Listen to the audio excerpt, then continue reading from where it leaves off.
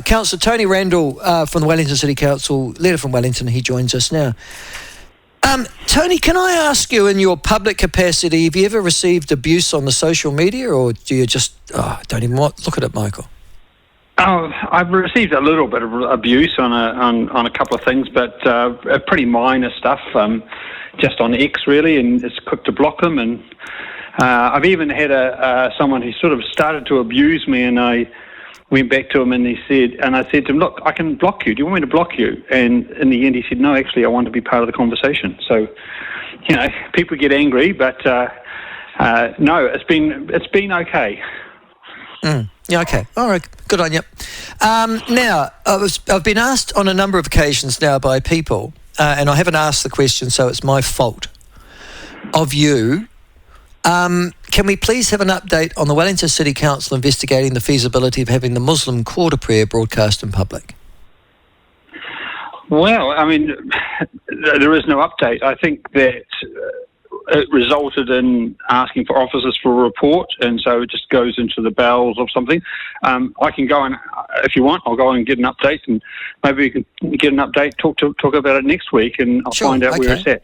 Yeah, no it's just that it's something that we're all bemused by rather than amused. So, yeah, I always get that question asked of me. I forget to ask it, so we'll talk about it next week in some more detail. Okay, mate. This week I caught up with, I think it was on Kiwi Blog, but you would obviously have had the original publication, on the fact that Wellington City Council has just released its residents survey. First of all, is this an annual survey, and is it some sort of poll that's conducted, Tony? Yes, it is. It's an annual survey. It's done each February, and they plot it over the last 10 years. They tell you how the city's tracking, and I guess in a sense it works because it sort of reflects some of the things we've been talking about in the past weeks.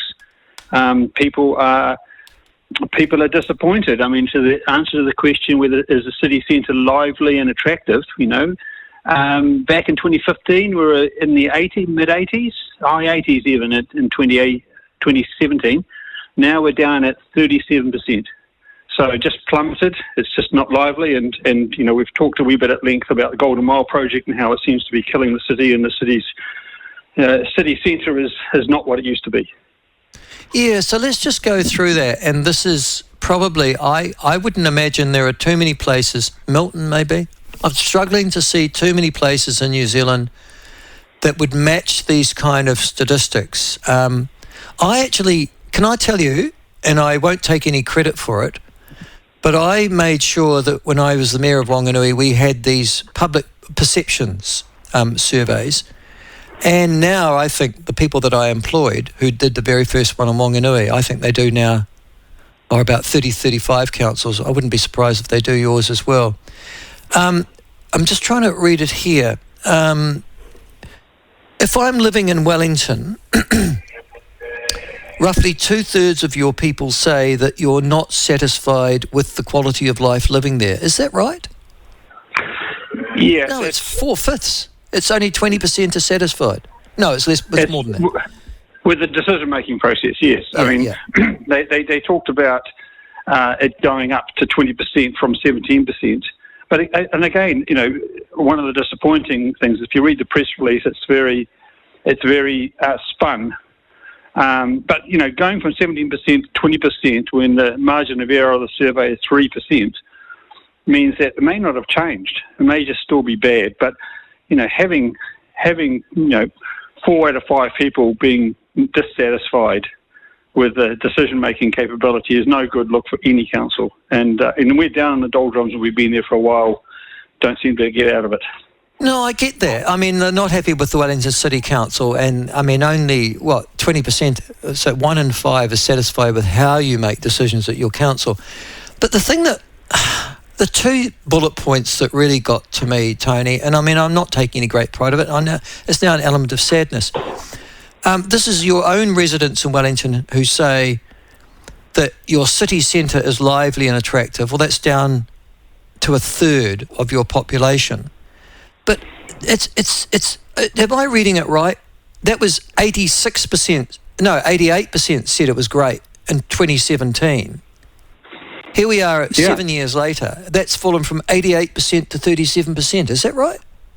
That's right. And that's incredible. And it's one of the, and it's very.